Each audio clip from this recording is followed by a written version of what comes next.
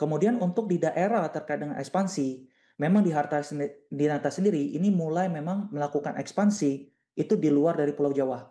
Di mana target penambahan dari untuk gerai itu memang tersebar dari untuk di Pulau Sumatera, Kalimantan dan juga Sulawesi.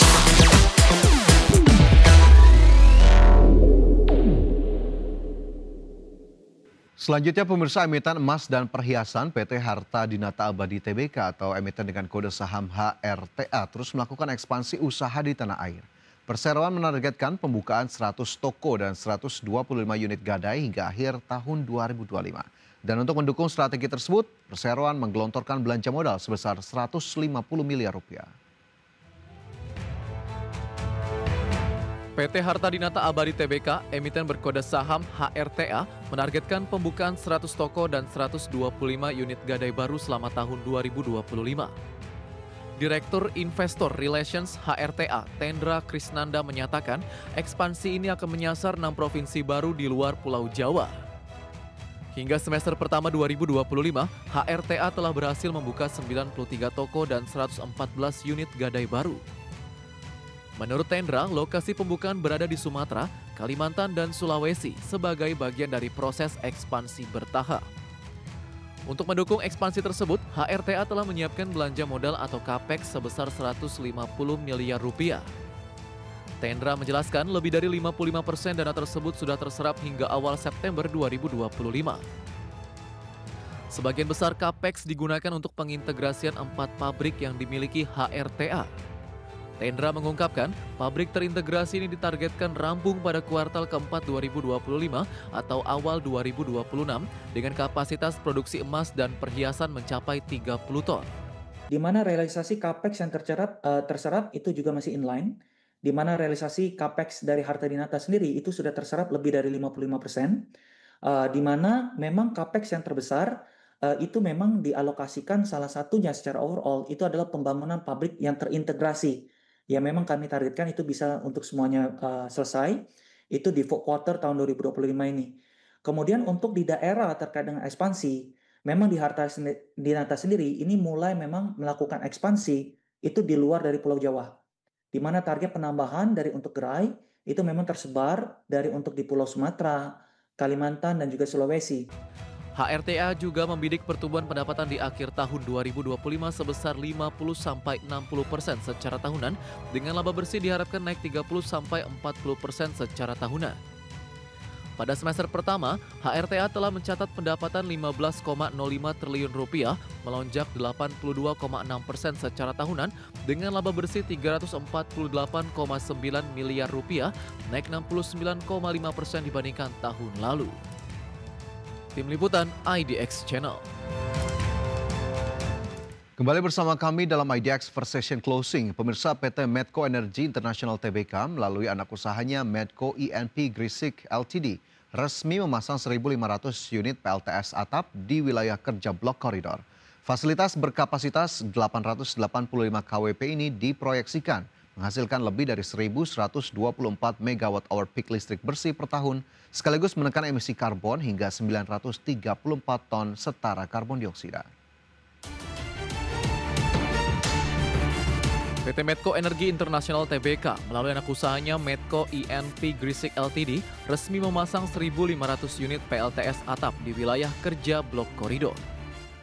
Manajemen Medco menyebut pemanfaatan PLTS atap ini tidak hanya mengurangi konsumsi gas sebesar 18 mmscf per tahun, tetapi juga setara dengan menekan emisi kendaraan yang menempuh jarak 5,5 juta kilometer.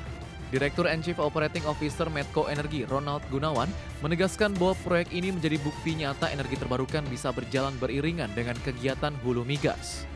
Ia menambahkan, inisiatif ini tidak hanya instalasi teknologi, tetapi juga langkah efisiensi operasional sekaligus kontribusi pada target dekarbonisasi nasional.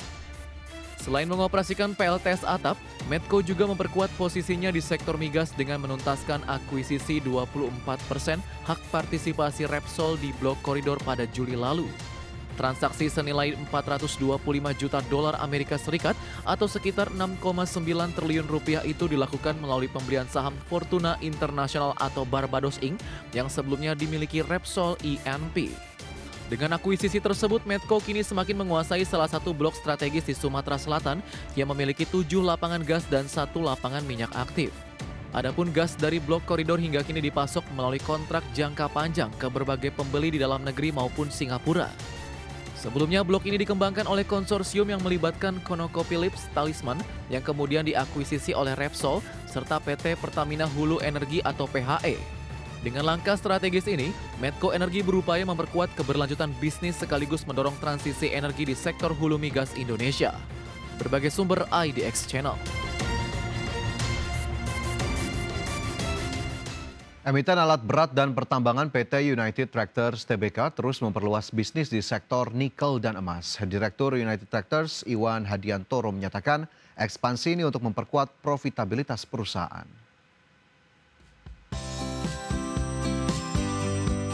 Emiten alat berat dan pertambangan PT United Tractors Tbk dengan kode saham UNTR terus memperluas portofolio bisnis di sektor nikel dan emas sembari mengoptimalkan usaha batubara dan metalurgi. Direktur United Tractors Iwan Hadiantoro menyatakan perusahaan aktif mencari peluang di sektor nikel dan emas baik di dalam maupun luar negeri. Iwan menegaskan UNTR terus berupaya menambah portofolio mineral mining untuk memperkuat bisnis di masa depan.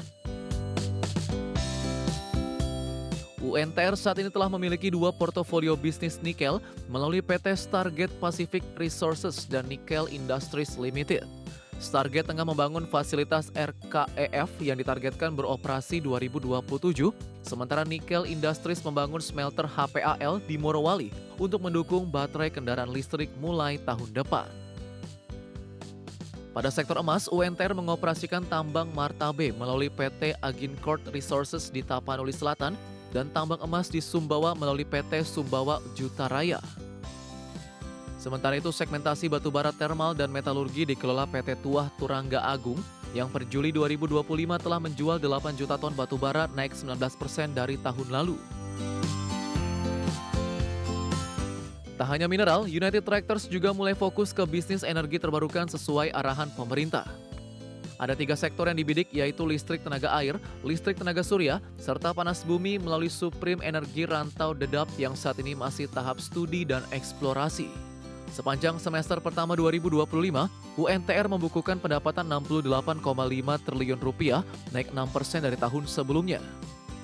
Namun laba bersih perseroan turun 15% menjadi Rp8,1 triliun, dipengaruhi curah hujan tinggi dan penurunan harga batu bara, meski sebagiannya tertutupi oleh kenaikan pendapatan dari segmentasi emas dan mesin konstruksi. Tim Liputan IDX Channel.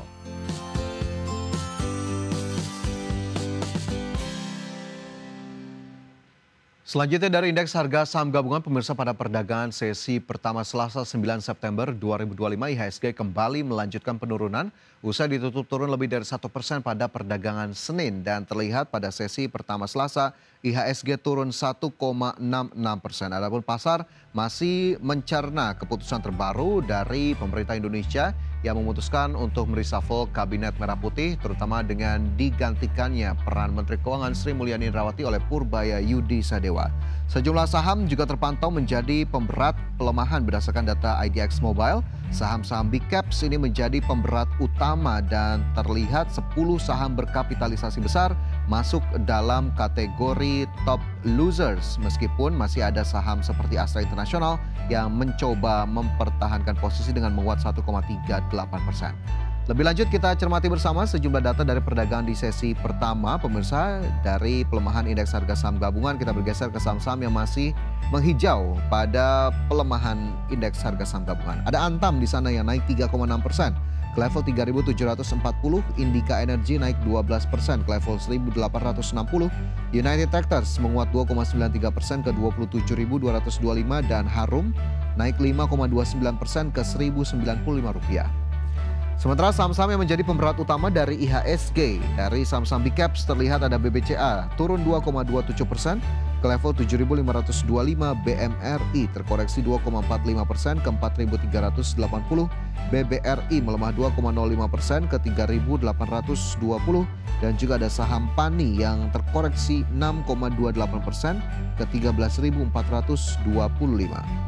Adapun dari sisi sektoral, pemirsa transportasi dan logistik masih menguat 0,21%, begitu pula industri yang juga positif 0,15%, infrastruktur dan keuangan terkoreksi masing-masing 2% dan 1,77%.